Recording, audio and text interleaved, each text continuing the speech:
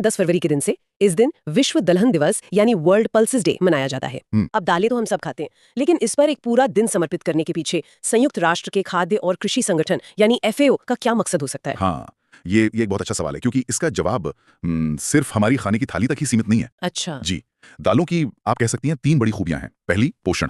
ये प्रोटीन का खजाना है, खासकर भारत जैसी बड़ी शाकाहारी आबादी वाले देश के लिए। सही बात है। दूसरी, ये किसानों की दोस्त हैं।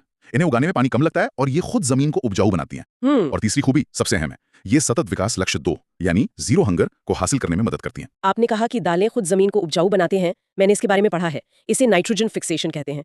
ये सुनने में काफी तकनीकी लगता है। हाँ, लगता है। क्या आप इसे आसान भाषा में समझा सकते हैं कि ये होता कैसे है? जरूर, इससे एक तरह की कुदरती जादूगरी समझिए। जादूगरी? हाँ, हमारे वायुमंडल में बहुत सारी नाइट्रोजन गैस है, लेकिन पौधे उसे सीधे इस्तेमाल नहीं कर सकते। ठीक है। जैसे हम हवा में तैरते बादलों से सीधा पानी नहीं पी सकते। दालों के पौधों की जड़ों में खास तरह के बैक्टीरिया होते हैं, जो हवा से इस नाइट्रोजन को खींचकर उसे एक ऐसे रूप में बदल देते हैं जिसे मिट्टी सोख सके। अच्छा। ये पौधों के लिए एक तरह का मुफ्त प्राकृतिक खाद बनाने जैसा है। इससे जमीन की सेहत सुधरती है और किसानों को महंगे रासायनिक उर्वरकों पर कम खर्च करना पड़ता है। मतलब ये पर्यावरण और किसान की जेब दोनों के लिए फायदेमंद है। एकदम। तो ये सिर्फ खाने की चीज नहीं, बल्कि एक पूरी सस्टेनेबल फूड सिस्टम का हिस्सा है। बिल्कुल, इसीलिए दिन सिर्फ दालों का उत्सव नहीं है, बल्कि ये हमें याद दिलाता है कि खाद्य सुरक्षा, पोषण और पर्यावरण एक दूसरे से कितने गहरे जुड़े हुए हैं।